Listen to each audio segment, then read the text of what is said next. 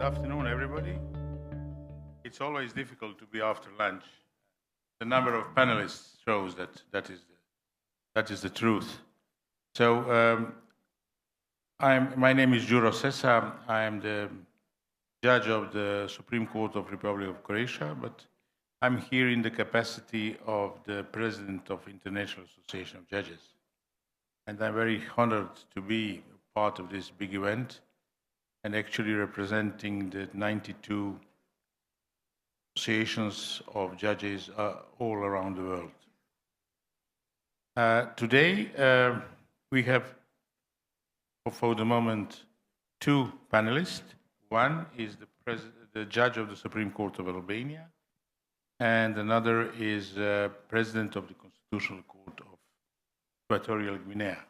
And it will be interesting to hear the different aspects of our topic, which is the constitutional control of laws, which is, in my opinion, controversial from the beginning. Not that it is wrong, but it raises some issues because the laws are delivered by the parliaments in the democratic procedure, and so it is those parliaments made that kind of regulations, laws, constitutional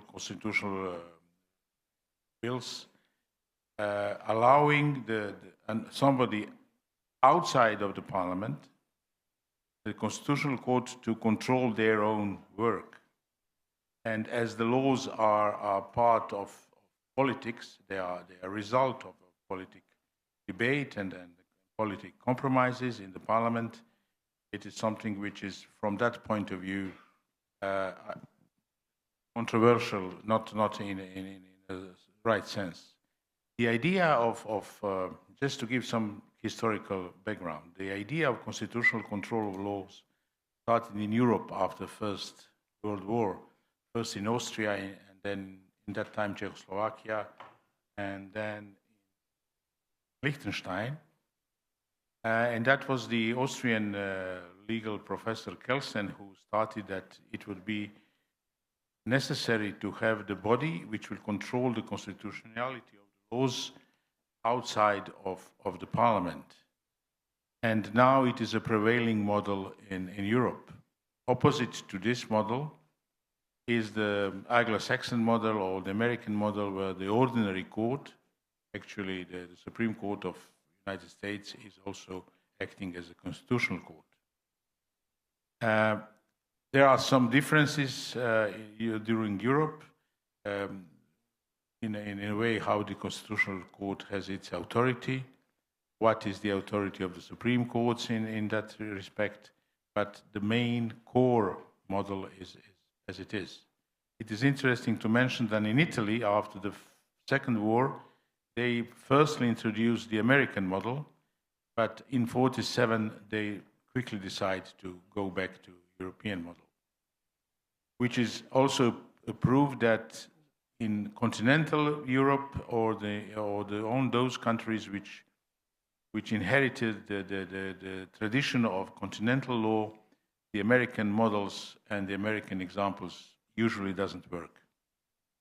It is also, if I may say now, seen in the countries of new democracies where there is a great influence of introducing democratic institutions by United States during the 90s, where they pushed some of their solutions in the judicial system, and usually they don't work because the whole system has to be arranged that way.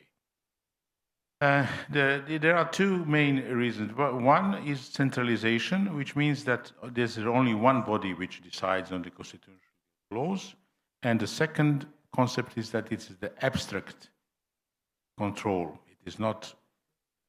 That means it is not connected with the case, with some judicial procedures. The only example which shows different is Portugal, where the judges can decide in a particular case not to apply the law if they think that it is unconstitutional. In other European countries, it is not possible. So there are differences who can apply to the Constitutional Court, what are the forms of this application, what is the role of the Constitutional Court, but that is something which I will leave to the panelists. So firstly, I will, in the order of schedule, give the floor to the President of the Constitutional Court.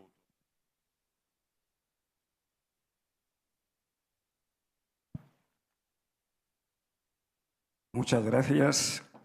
Soy el presidente del Tribunal Constitucional de Guinea Ecuatorial. Me corresponde hablar sobre este importante y espinoso tema a la vez, que es la reforma de la ley fundamental de las constituciones en momentos de crisis democrática. Señalo que el tema es a la vez importante y a la vez espinoso si se tiene en cuenta que la importancia le deriva del hecho de que la misma ley se vuelve obsoleta en un momento dado cuando ya no responde a las necesidades por las que se ha sido creada. Es obra de todo ser humano que con el tiempo va perdiendo eficacia y en un momento adecuado se requiere su reforma en beneficio de la colectividad. Y en segundo término es espinoso si se tiene en cuenta de que si la reforma misma de las leyes ordinarias ya tiene su, entre comillas, picante, imagínense ustedes cuando se trata de reformar leyes que afectan a los derechos democráticos y la convivencia democrática de los ciudadanos. Este picante se multiplica por 1000. Por lo tanto, concluimos que vamos a ver qué problemas tenemos para intentar dar solución a ese espinoso tema. En primer lugar, los intereses en juego cuando se trata de una crisis democrática son tan elevados que le resulta difícil al legislador congeniar todos los elementos en juego para conseguir un orden jurídico apropiado y a la satisfacción de todos. En segundo lugar, en lo que respecta a los tribunales constitucionales, por ejemplo, el de mi país, no tiene la facultad de la intervención de oficio. Es decir, que por mucho que de hecho o de facto o por ley tuviese el Tribunal Constitucional de mi país de encontrar un aspecto que requiriese una reformulación, un cambio de la ley, no lo puede hacer nunca de oficio. La ley no le faculta intervenir de oficio, sino que es siempre a petición de la parte agraviada. Llámese un ciudadano, llámese instituciones, llámense partidos políticos, etcétera, etcétera. Pero el Tribunal Constitucional tiene las manos atadas para intervenir e iniciar una acción de esta naturaleza, puesto que, por otro lado, se sabe que la iniciativa legislativa no corresponde sino a determinadas personas, que es el Parlamento y nunca el Tribunal Constitucional. A partir de ahí, nos damos cuenta de que el Tribunal Constitucional de nuestro país tiene las manos atadas para una iniciativa legislativa que dé como resultado cambiar las leyes en momentos de crisis constitucional. Sin embargo, las partes agraviadas que tienen esa facultad de solicitar el cambio de las leyes en tiempos de crisis democrática tienen todas las herramientas en juego que solo ellos pueden ejercitar, llámese el Parlamento, llámese un ciudadano de a pie, llámese cualquier persona que viese afectados sus derechos fundamentales en momentos de crisis democrática, pero jamás el Tribunal Constitucional. Por otro lado, es de todos conocido que el Tribunal Constitucional no tiene fuerza ejecutiva. El Tribunal Constitucional no ejecuta ni una sola resolución. Cuando los tribunales constitucionales se ven inmersos en tener que dar solución a un tema, lo único que hace es dictar resoluciones, emitir informes, hacer recomendaciones o sugerencias a la autoridad o al poder que le corresponde ejecutar dichas resoluciones, pero el Tribunal Constitucional no puede ponerse a la calle a imponer ninguna decisión que hubiese adoptado con respecto a las crisis democráticas o con respecto a cualquier otro fenómeno de sus atribuciones. Es más, Al Tribunal Constitucional de Guinea Ecuatorial le corresponde dictar, dictaminar, mejor dicho, sobre los recursos de amparo constitucional. Pero una vez que el Tribunal Constitucional reconoce el amparo a raíz del recurso de amparo constitucional dado, solo se limita a remitir la sentencia correspondiente al Poder Ejecutivo, al Poder Judicial, que es el encargado de ejecutar la determinación del Tribunal Constitucional. No sé si así ocurre en todos los demás tribunales constitucionales del mundo, pero ese es el caso de mi país. Por lo tanto, si el Tribunal Constitucional no puede actuar de oficio y solo se limita a emitir informes para que sean otros órganos los que lo lleven a ejecución, estaremos entendiendo que ni tan siquiera tiene iniciativa legislativa. Veremos que lo mucho que puede hacer el Tribunal Constitucional es intervenir a posteriori, porque cuando el Poder Ejecutivo o el Legislativo elaboran las leyes, no siempre cuentan con la participación de los tribunales constitucionales. Nos vemos con que se elaboran leyes, se dictaminan, se sancionan, pero cuando la ley ya resulta inconstitucional es cuando dan parte al Tribunal Constitucional, si acaso para remediar la situación. Y también tenemos en cuenta que hablar de reformar las leyes en momentos de crisis constitucional suele en algunos estamentos abrir muchas heridas, porque son tantos los intereses puestos en juego en los temas referidos o referentes a la Constitución. Imaginémonos, por ejemplo, el tema de unas elecciones. Hay tantos elementos en juego que se abren muchas heridas entre los estamentos, entre los interesados en postular lo que llamemos el sufragio activo o pasivo, el de negar a un individuo intervenir como votante o votado, suele abrir muchas heridas entre las instituciones y, como no, entre algunos poderes del Estado. Y yo me atrevería a decir, la reforma de las leyes constitucionales, las leyes en general, es tan importante que yo iría más allá. Y no solo las leyes, sino incluso de otros instrumentos jurídicos sin rango de ley. Lleguemos, por ejemplo, a decretos que no tienen rango de ley, que lleguemos a resoluciones administrativas, lleguemos a otro tipo de resoluciones que dicte el Ejecutivo, pero que de alguna manera pueden poner en juego el ejercicio legítimo de los derechos fundamentales de las personas. En este sentido, estar en juego los derechos democráticos de los ciudadanos. Pongamos, por ejemplo, los agentes de tráfico. En mi país ocurren los agentes de tráfico que, por razones X, pueden distorsionar el ejercicio de las libertades fundamentales de las personas. Y esta resolución, aun no teniendo rango de ley, debería ser impugnada y resuelta por el Tribunal Constitucional. Por lo tanto, insisto que ese aspecto no solo se debe contemplar en la vertiente de reformar las leyes en momentos de crisis o revisar las leyes en momentos de crisis, sino incluso ir hasta estamentos jurídicos de menor graduación en el ranking de la ley. Y la pregunta, con eso termino, no tengo mucho que decir en ese sentido. Hasta eso preguntamos hasta qué punto vamos a seguir manejando nuestras leyes en ese sentido, que los tribunales constitucionales tienen las manos atadas, no pueden intervenir de oficio, sus resoluciones no son ejecutadas de inmediato, tienen que pasar por otros órganos para ejecutarlas. ¿Hasta qué punto vamos a poder resolver el problema que ha dado origen a la ponencia que estamos llevando a cabo hoy? Por eso acabo mi ponencia haciéndonos esa pregunta de que de la intervención que todos hagamos aquí podamos encontrar qué solución dar a ese espinoso tema de que el Tribunal Constitucional, al no poder ejecutar sus resoluciones, sin embargo se encuentra con la necesidad de revisar algunas leyes que afecten al sistema democrático de un determinado país. Gracias.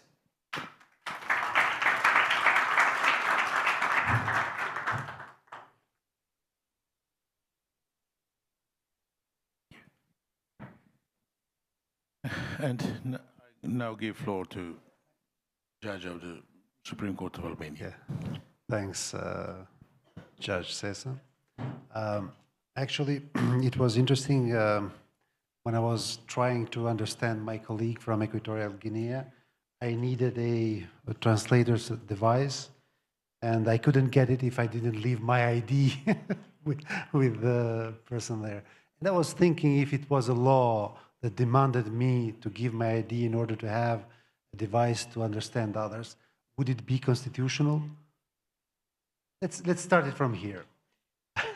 I was when I was chosen to participate in this panel, I tried to limit my speech to 5 minutes. Now that I see that our panel is decimated, I will have to increase a little bit my my speech, but I will try to leave room to other comments and discussions, because actually the theme that we discussed today is very important and is very crucial. I have titled my speech, Evolving Models of Constitutional Review, the Albanian Experience Between Centralized Oversight and Judicial Innovation. My speech explores the evolving nature of constitutional review in Albania, highlighting the shift from a strictly centralized model towards a hybrid approach influenced by international jurisprudence, especially the European Court of Human Rights jurisprudence. Using the Shpata case of 2021 of the Administrative College of the Supreme Court of Albania as a focal point, the analysis situates recent judicial innovations within broader trends of legal and within broader trends of legal harmonization with the European Court of Human Rights, raising important implications for constitutional interpretation, judicial independence, and the separation of powers. As we all know, conflicts are an inherent feature of human society. Since antiquity, societies have relied on binding rules to manage disputes and ensure social cohesion. Laws, like any human construct, are subject to imperfection, and so too is the legislative process. The challenge, therefore, lies not only in creating laws, but also in ensuring their ongoing alignment with constitutional principles. The necessity of judicial delegation, I'm speaking here of the delegation of the judicial activity as something that is necessary to review the constitutionality even of laws, among other things, can be traced to ancient sources. In the Old Testament, Exodus 18:14-24, Moses is advised to appoint capable men to judge minor cases, while he reserves the most complex matters for himself. This division of judicial responsibility mirrors modern court systems, where justice is administered through a structurally hierarchy of lower and higher courts. The biblical model reflects a fundamental truth. No single body can resolve all disputes justly and efficiently. We must also acknowledge that nearly all modern states are governed today by a written constitution or a constitutional corpus that defines the structure and operation of the state. As the late US Supreme Court Justice Antonin Scalia observed, the word constitution denotes fundamentally structures. It means a structure. Like any structure, it requires regular maintenance to fulfill its purpose. As the supreme law, the Constitution must serve as the ultimate standard against which all other legal norms are measured. Laws that conflict with the Constitution must be invalidated. However, political influence, particularly with legislative bodies such as the Parliament, can result in the passage of laws that deviate from constitutional standards. Hence, we need a constitutional review of laws. When a law gives rise to constitutional conflicts, the judiciary becomes the critical safeguard. Depending on the model of constitutional review that was mentioned by Judge Sessa, which can be centralized or decentralized, different courts are empowered to assess constitutionality. In decentralized systems, like for example the United States of America, any court may refuse to apply an unconstitutional law. In centralized systems, which are mainly found in countries that follow the Austrian or Austro-Germanic model, only the Constitutional Court may formally annul a law. Under Article 145 of the Albanian Constitution, judges are required to apply the Constitution and the law. However, if a judge deems a law unconstitutional, they may not disregard it unilaterally. Instead, they must suspend proceedings and refer the issue to the Constitutional Court for it to decide. The Constitutional Court has the sole authority empowered to abrogate laws. Now, although the Albanian legal framework adheres to a centralized model, a 2021 decision by the Supreme Court of Albania in the Shpata case that I mentioned earlier introduced somehow a third innovative pathway. In this case, the Supreme Court considered the judgment of the European Court of Human Rights in Dauti versus Albania, where Albania was found in violation of the European Convention of Human Rights due to the lack of judicial review over factual and legal matters decided by a medical commission for the assignment of the capacity to work. It was a kind of a special commission that said if you are able or not able physically to work or mentally. The domestic law in question had previously been referred to the Constitutional Court by the Supreme Court, and the Constitutional Court rejected the request to annul the provision, the relevant provision, citing a lack of jurisdiction over matters of statutory interpretation. So the Constitutional Court basically held the ground that interpreting the law is a matter for the Supreme Court and not for the Constitutional Court, although the Supreme Court had raised concerns about the constitutionality of some provisions of the law. Faced with the procedural dead end, the Supreme Court decided to disapply the domestic law, relying on the supremacy of the international human rights obligations, especially by the binding nature of the European Convention of Human Rights under Article 17 of the Albanian Constitution and the relevant articles of the European Convention. The Shpata ruling, while narrowly tailored to a situation involving the European Convention of Human Rights, European Courts of Human Rights precedent, represent a theoretical and practical breakthrough. It establishes that in exceptional cases, Albanian courts may refuse to apply a domestic law when it directly contravenes European Court of Human Rights standards and thus violates also the Constitution, which explicitly incorporates the protection of the European Convention of Human Rights as a minimum threshold for the protection of the Albanian Constitution. This approach enhances the harmonization of domestic and international legal standards, but also raises some critical questions. First of all, what are the limits of judicial discretion in disapplying legislation? How do we measure it?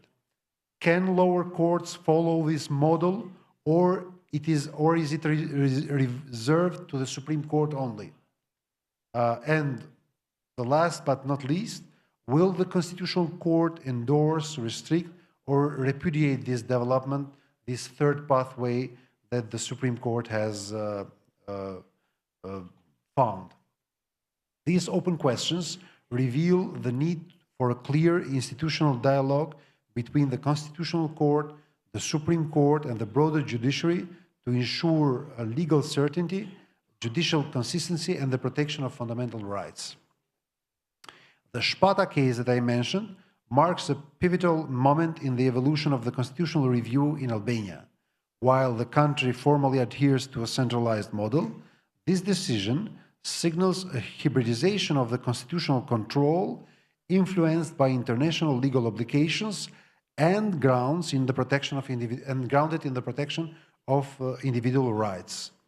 As such, Albania may be witnessing the early stages of a jurisprudential transformation, one that both respects constitutional limits and embraces the dynamic interplay between domestic and international legal order. It now falls to the Constitutional Court to provide the necessary clarity and consolidation of this emerging third path of constitutional review of legal norms. This was meant just to open the discussion and not to give final thoughts, because it's something in evolution and we are still discussing. But the role of this decision that I mentioned of the Supreme Court, of the Administrative College of the Supreme Court, is binding for all other courts in Albania and has the effect of, I must say, as the same effect as the law itself.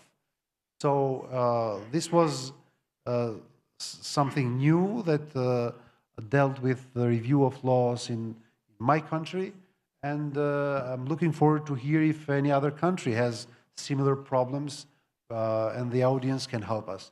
Thank you. Thank you. Thank you.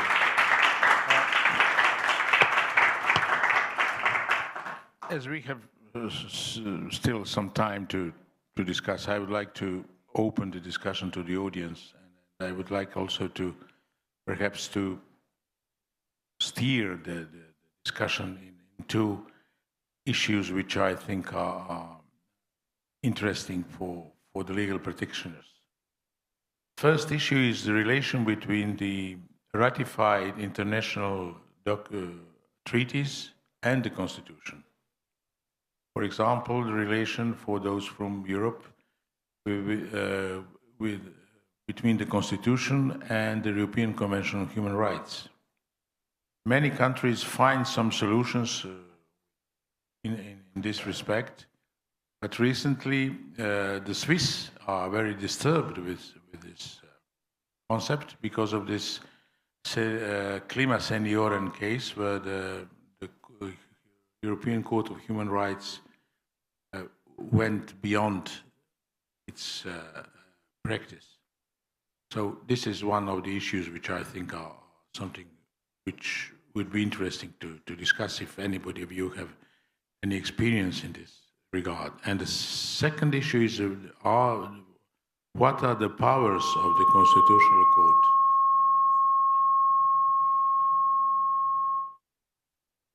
What are the powers of the Constitutional Court? For example, recently Slovenia, the Constitutional Court declared that the law on salaries of judges is unconstitutional because of how the salaries of judges have been calculated and how the law solved that issue. And in many systems, and Slovenia as well, the government has 6 months to solve the problem and to deliver a new law. The government to propose and the parliament to deliver a new law which will be in accordance with the decision of the Constitutional Court, which didn't happen.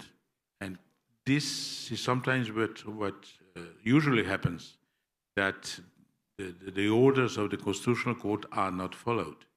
But in Slovenia, the Constitutional Court has a power to replace the law, but its own decision until the parliament doesn't deliver the law, which was. So this is one tool how to secure that the decisions of the Constitutional Court are really executed as the Constitution provides. So this is our two issues. I just wanted to open the discussion to the audience and to the panelists. May just add something, because the points that you touched are really important. We have had nearly 2 years ago something similar with our salaries as judges in Albania. There was a mistake in the calculation of the salary of the judge, and things didn't get any better until the Constitutional Court intervened, and they really resolved the issue, and the courts just followed their decision without the need to wait for the parliament to make amendments to the laws that were because the Constitutional Court just abrogated a part of the law and it remained a void, but the courts applied the new regulation as the Constitutional Court said it should be. So without waiting for the parliament to fill the gap that was created. So I think it's a common theme in the judiciaries that things like this happen, and we have found a way to resolve it. So, any comments or questions from the audience? Yes, please.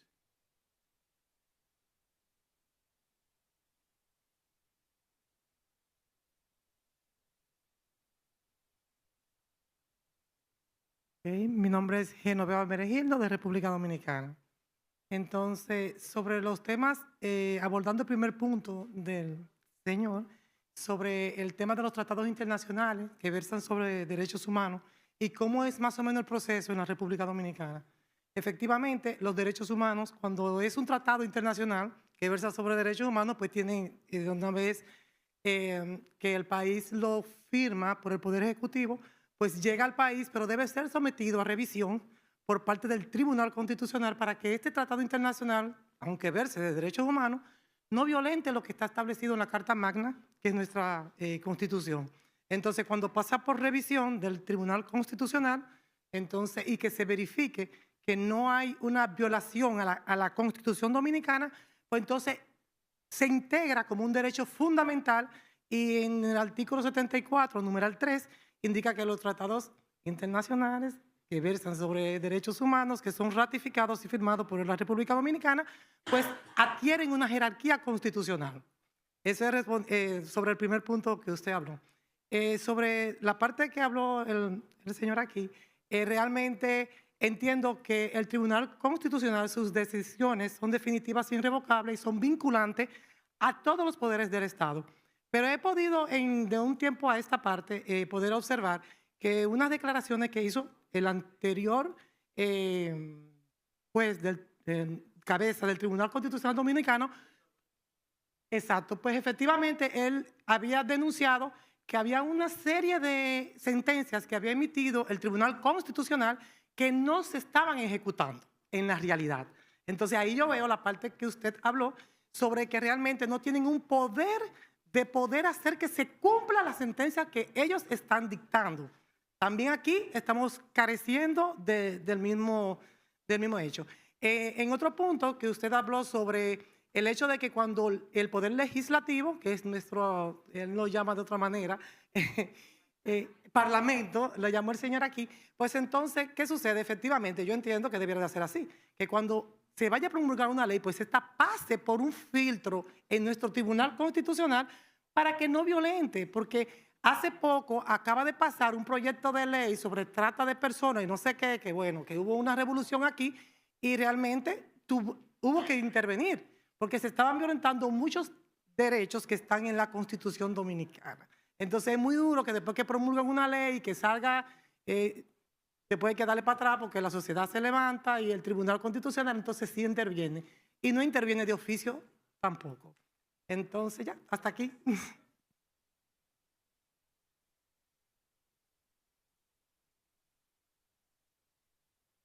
Muchas gracias. Mi primera intervención es justamente con lo que usted decía, de que desafortunadamente aquí, como decía mi compañera, carecemos de ese poder ejecutorio que tiene el Tribunal Constitucional. Sin embargo, es importante mencionar que nuestro derecho constitucional es nuevo. Data del 2010 cuando se introdujo la Constitución, que introdujo el Tribunal Constitucional.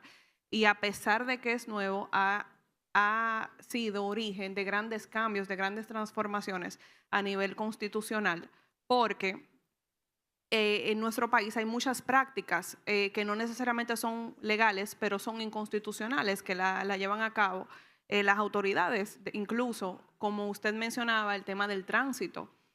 Aquí en República Dominicana, pues suceden ciertas cosas que son inconstitucionales, como que la llevan a cabo las autoridades, como por ejemplo el tema de retener vehículos, por las autoridades de tránsito. Eso pasa aquí también. Y algo que se está dando actualmente es el Ministerio de Interior y Policía, en sus facultades de mediar, controlar la delincuencia, la paz y de la ciudadanía, pues están reteniendo bocinas de las personas, se las están llevando sin ninguna orden de un juez, están entrando a propiedades privadas, a casas, están cerrando negocios porque ya es tarde para estar abiertos, violentando el derecho de empresa, que es un derecho constitucional, y el derecho de la propiedad, llevándose eso. Entonces, no necesariamente es un tema de que sean las leyes per se, sino las prácticas gubernamentales, que a pesar de que persiguen un buen fin, que es garantizar la paz de la comunidad, pues están al margen de lo que son las leyes. O sea, no solamente eso pasa en su país, nosotros también estamos en un proceso de transformación. Y aquí de manera particular, por ejemplo, en mi área de experticia, que es el derecho laboral, yo soy estudiante de posgrado,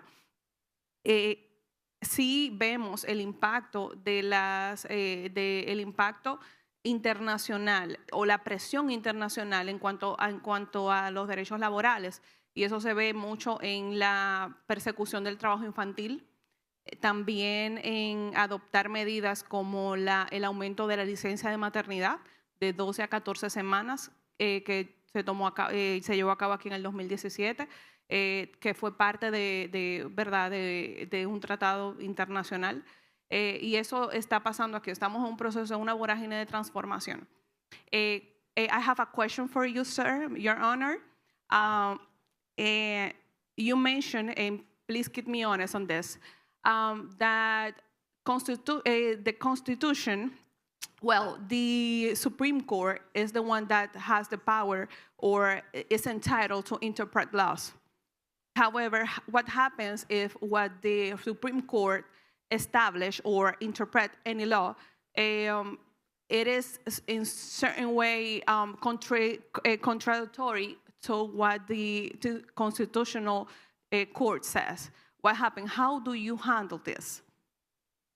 And that will be the first question. And the other aspect will be, in the opposite side of what happens here, or Nueva Guinea Equatorial, that here the Tribunal Constitucional doesn't have the power to change laws. In your country, it does. And what has been the result of that in your country? And thank you for your time. Maybe we can do it like a debate, and then you'll have the floor to intervene.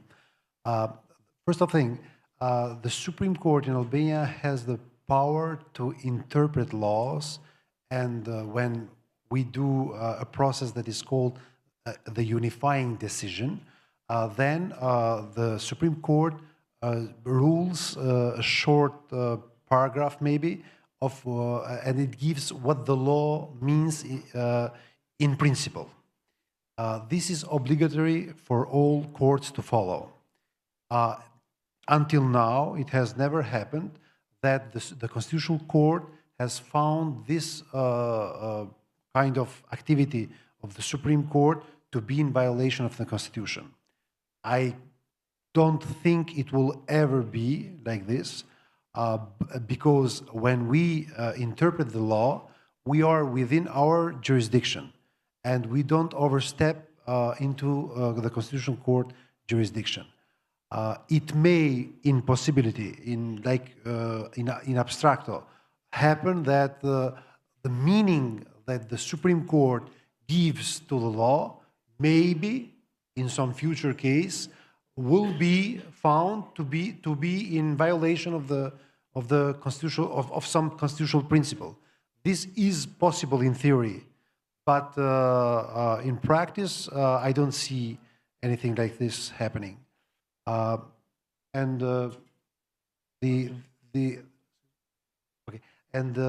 Regarding the power of the Constitutional Court, our Constitutional Court has the power only to quash laws.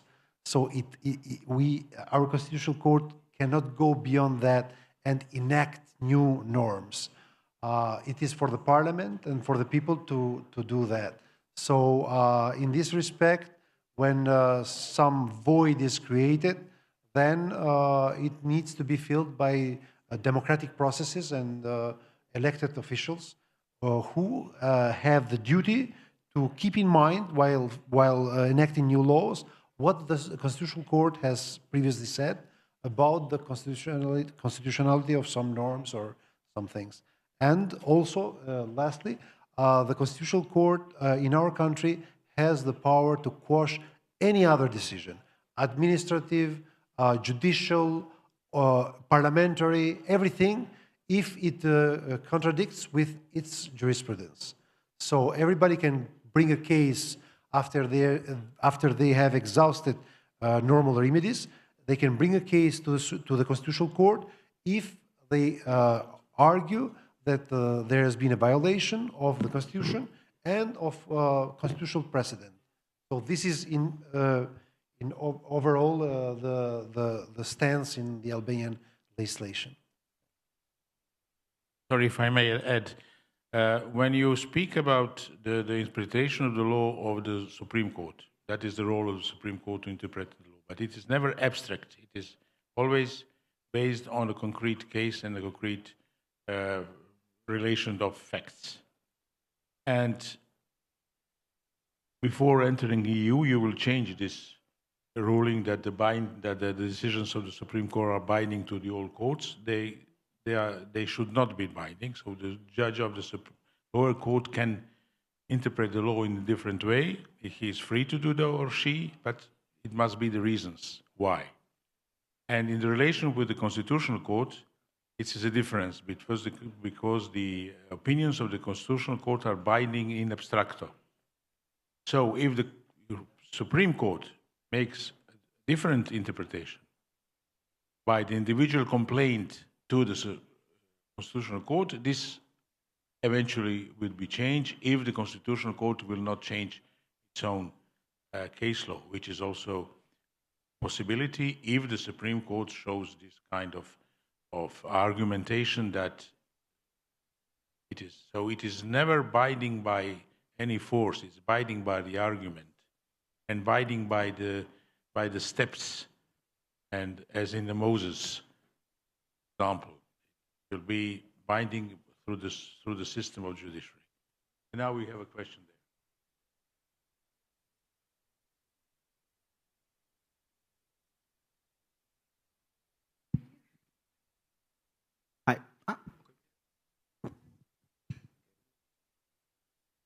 O incidir sobre la respuesta que acaba de dar mi colega de Albania.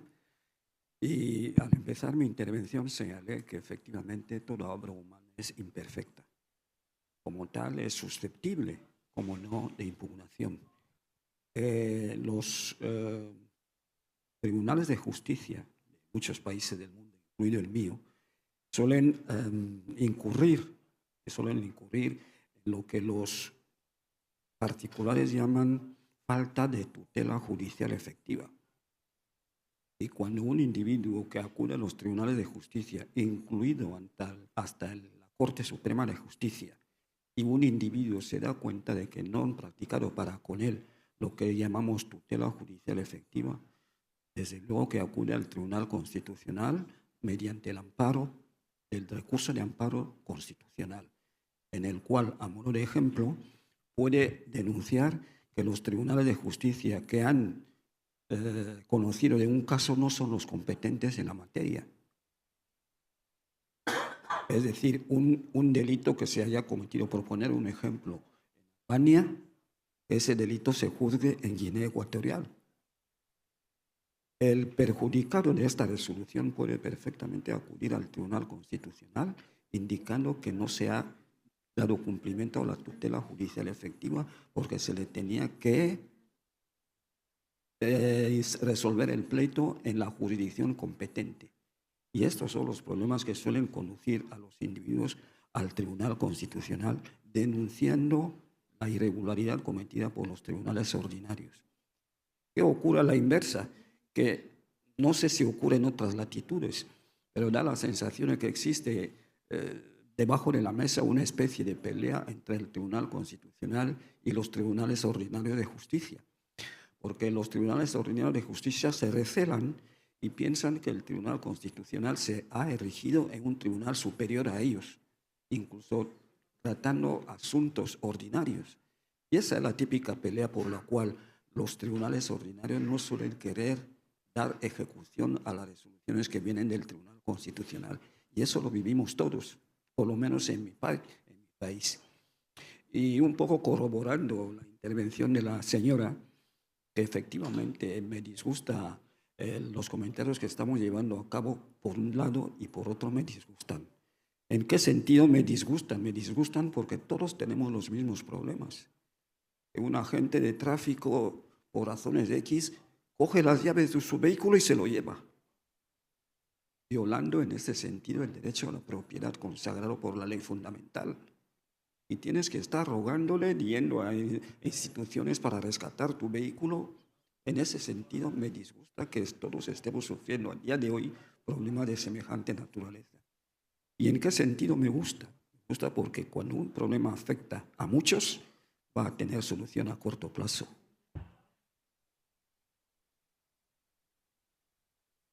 Good afternoon. Hector Martinez from the Dominican Republic. I'm a law student for this beautiful country, and welcome. I have a small question for you, Jassim and Duro, y también tengo otra pregunta para Antonio de Guinea Ecuatorial, pero primero empiezo por aquí. In Albania and Croatia, we have like this, the Constitutional Court, but in the other hand, we have the European Court of Human Rights in Europe.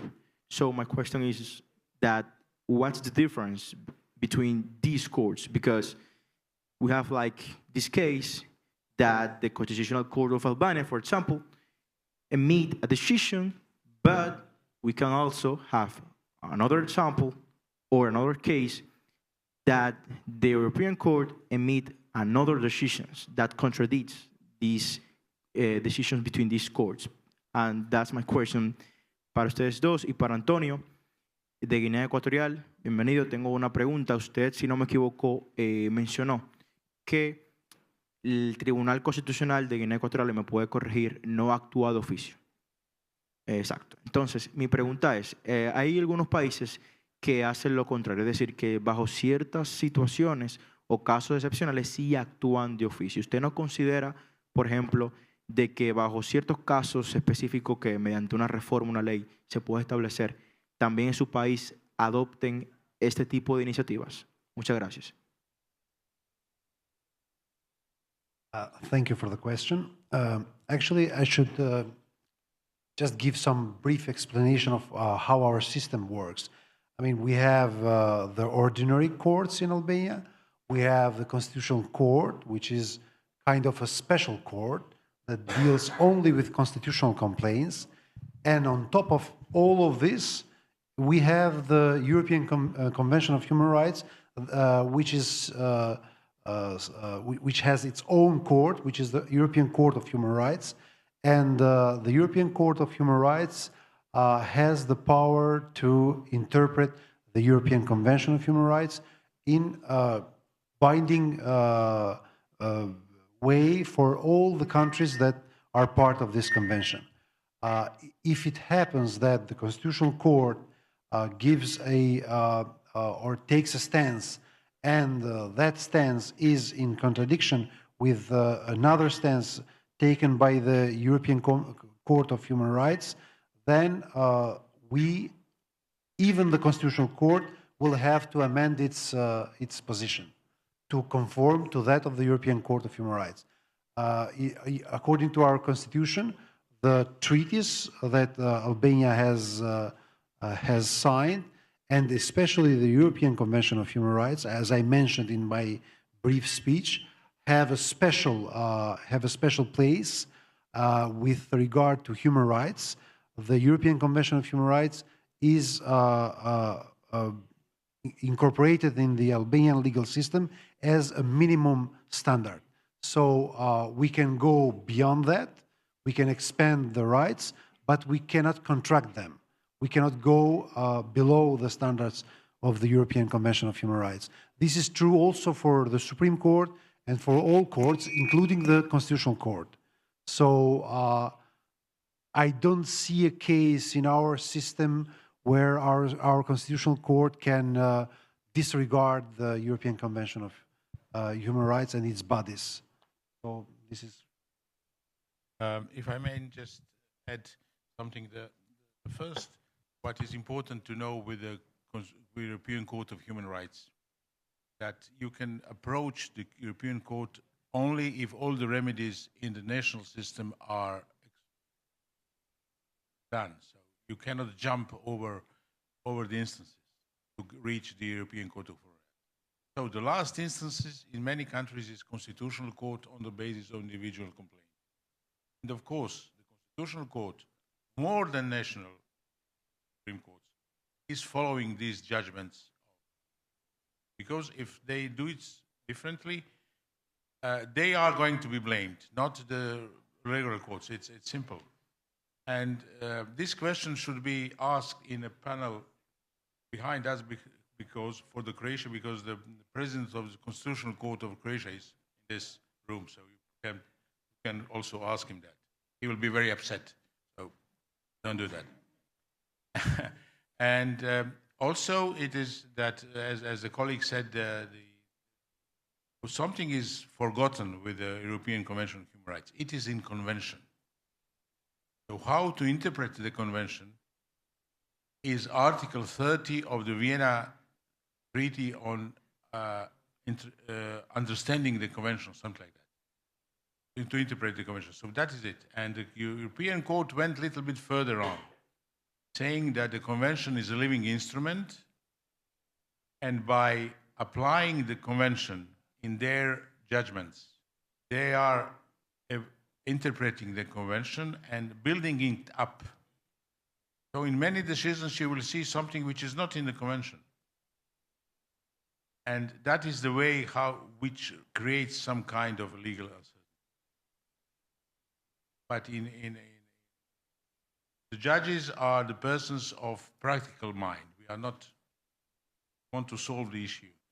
So if the judge is really reasonable and serious and takes care about the persons he or she has in front of it, they will not go beyond, to provoke something and to make that the case will never end. So, impossible. And of course, if the European Court of Human Rights squashes or says that some decisions, then it is a ground to reopen the case.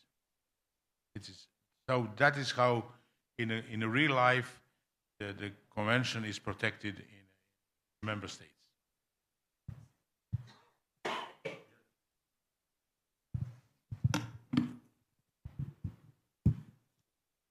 Intentando responder a su pregunta, le diré que me reitero en lo que he dicho antes. El Tribunal Constitucional de mi país, no sé si en otras latitudes ocurre lo mismo, es el último en enterarse. A la hora de elaborar las leyes no forma parte de ese equipo y solo interviene cuando ya se impugna una ley. Eso hace que siempre trabaje a posteriori. Y efectivamente no tiene poder de ejecución, no puede ir a la calle a retirar el vehículo que un agente de tráfico haya arrebatado a un conductor. No tiene esa facultad. Al fin y al cabo tiene que recurrir a las autoridades competentes para llevar a cabo el dictamen que haya hecho el Tribunal Constitucional. Ahora, ¿cómo se puede cambiar esa realidad? Estamos trabajando sobre ello para ver hasta qué punto el Tribunal Constitucional en algunas circunstancias puede también trabajar y actuar de oficio. Le voy a dar solo un ejemplo. Hace poco en París hemos tenido una conferencia sobre las circunstancias excepcionales y se estaba un poco recomendando a los tribunales constitucionales que intervengan sin necesidad de que el asunto sea reclamado a instancia de parte. Pongamos un ejemplo. Nos ha atacado hace poco el COVID y algunas autoridades de algunos países han restringido tan extremadamente las medidas adoptadas para el control del COVID que muchas veces ha rayado los derechos fundamentales de las personas. En este sentido, estamos trabajando en mi país para ver si de alguna manera se puede ampliar el marco de actuación del Tribunal Constitucional de tal manera que en caso de una inundación no se cierre una calle completamente y se limite el ejercicio del libre derecho a la circulación de las personas o la libre expresión. En eso estamos trabajando.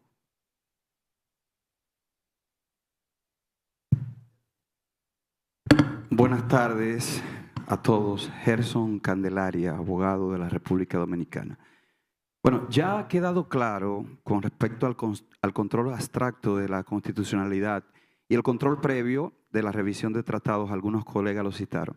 Aquí en la República Dominicana también está el control difuso y el control concentrado. Los tribunales inferiores ejercen la constitucionalidad, excepción de constitucionalidad. Quiero ver la similitud con las legislaciones europeas con respecto a la excepción en los tribunales inferiores de constitucionalidad y el control concentrado de las decisiones que emiten los tribunales inferiores en la República Dominicana con respecto a la legislación europea. Gracias.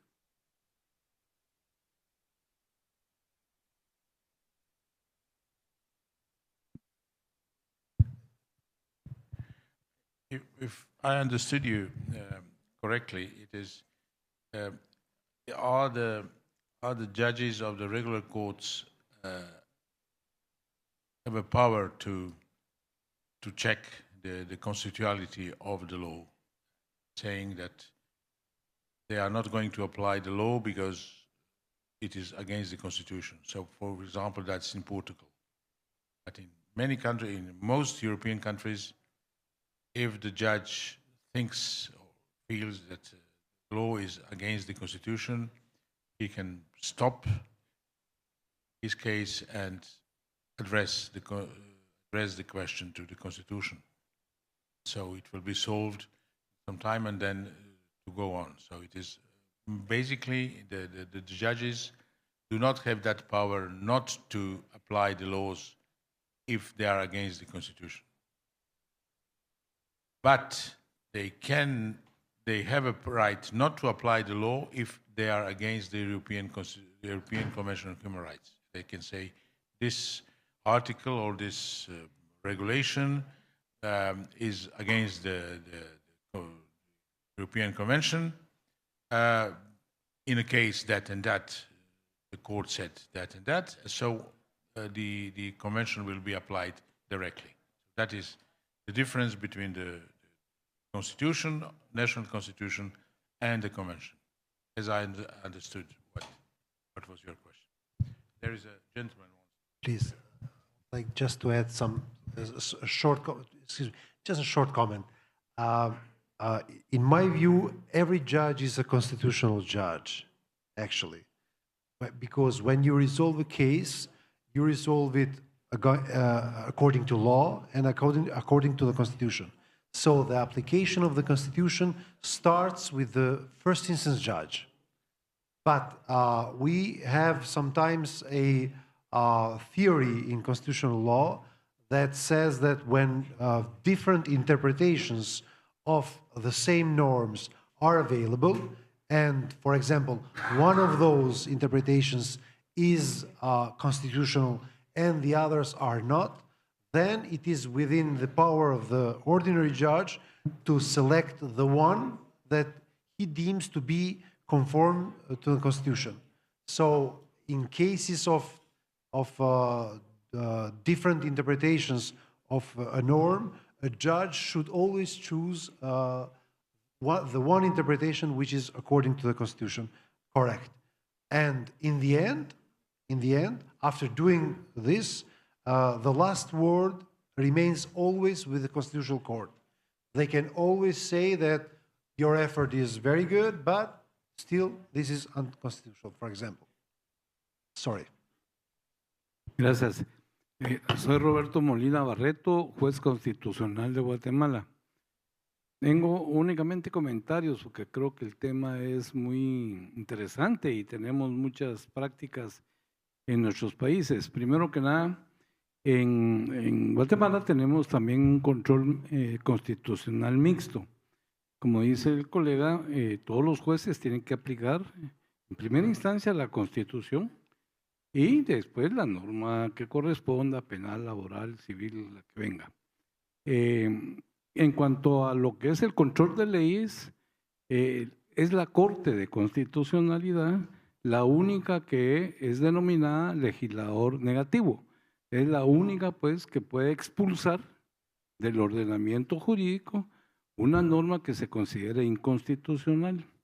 Al igual que su país, también únicamente puede ser a solicitud, en este caso de cualquier ciudadano con auxilio de 3 abogados, porque sí se exigen 3 abogados para esto, y se puede tramitar y resolver una inconstitucionalidad parcial o general de cualquier ley. Pero también se exige, pues, de que sea solicitud. Sin embargo, tuvimos una situación excepcional en 1993, porque la Constitución dice que el Tribunal Constitucional tiene a su alcance cualquier disposición legal para hacer respetar el orden constitucional. Y como muchos se recordarán, aquí en Guatemala en 1993 hubo un autogolpe del expresidente Jorge Serrano Elías.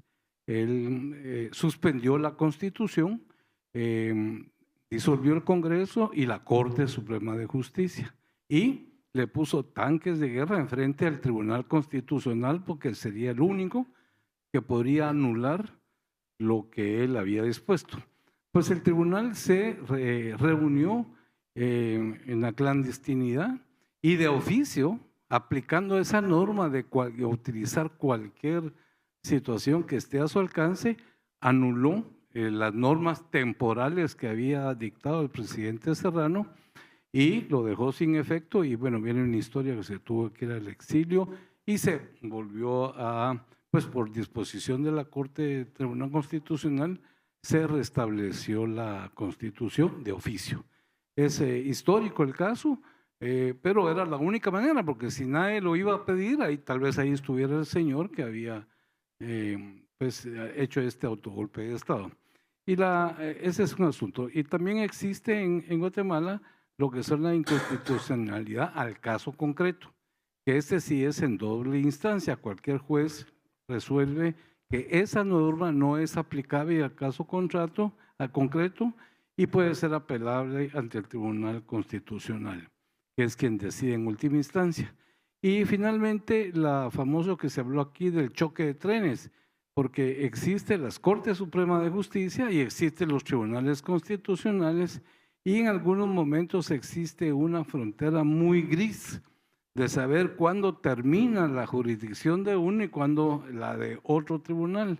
Y eso ocurre especialmente en nuestros países porque existe el amparo judicial, que es de la jurisdicción ordinaria, todos los procesos penales, civiles y de cualquier índole, pero contra la sentencia final, especialmente las de casación, dice la ley que cabe amparo y lo revisa entonces el Tribunal Constitucional guatemalteco y lo que revisa es si se cumplió el debido proceso en todo el juicio y especialmente la tutela judicial efectiva, o sea, lo que es los criterios que fundamentaron aquella sentencia.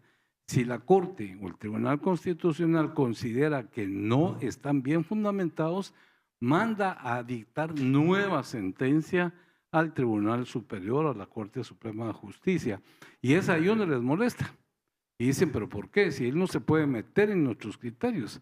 Pero la Corte le dice, no, perdone, pero usted no hizo el debido proceso y sus criterios no están ajustados a lo que consta en el juicio, así que usted lo repite. Y entonces se da ese famoso choque de trenes, pero afortunadamente, digo, porque alguien tiene que resolver esto, la propia Constitución determina que las resoluciones del Tribunal Supremo Electoral vinculan al poder público y que no hay ámbito que no sea susceptible de amparo, y en consecuencia, obligadamente el Tribunal Superior o Corte Suprema de Justicia tiene que acatar aquel fallo del Tribunal Constitucional. Solo un comentario para poder tener, como la colega lo hizo, de las distintas esferas que tenemos aquí en América. Thank you very much. As we are coming to the end and we have to follow the schedule, I will just ask our panelists to give a last comment, a minute or two, and then we'll end our panel. And thank you for the participation, and thank you for saving us, because as you see, we were only 3 of us instead of 6. So it was not, you helped us to finish this panel as interesting as it was. Thank you.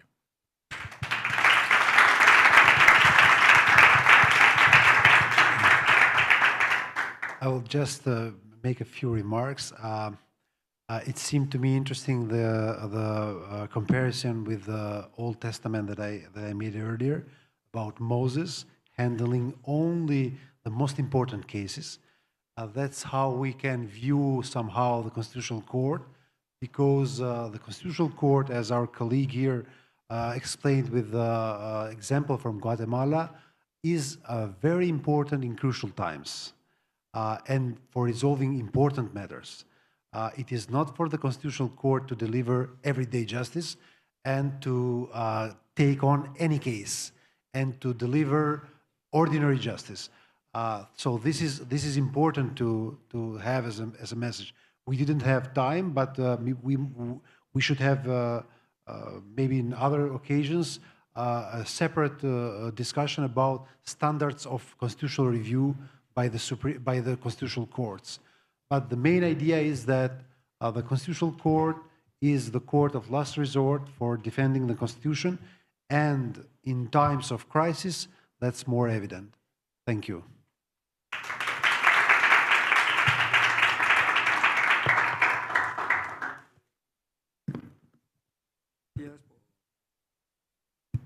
La palabra, efectivamente, coincido. Con la ley de Guinea Ecuatorial coincide en algunos aspectos con la de Guatemala.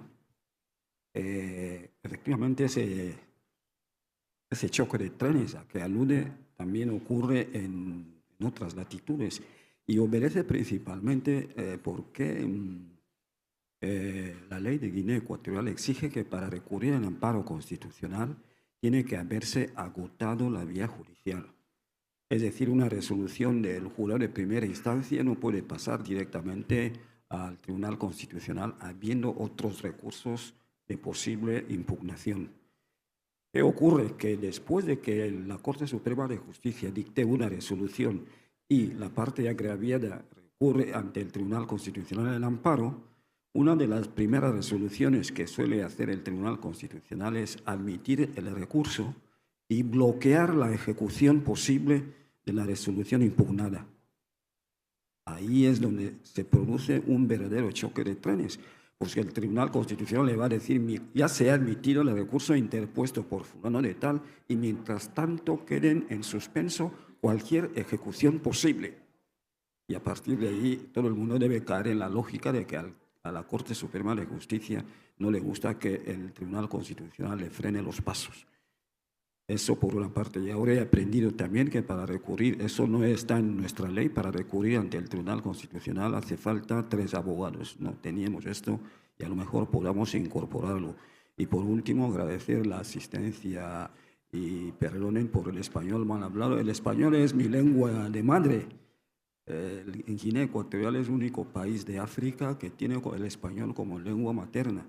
Y ya podrán entender que con la mezcla de dialectos a lo mejor no me he dado a entender perfectamente, pero bueno, agradezco su comprensión. Muchas gracias.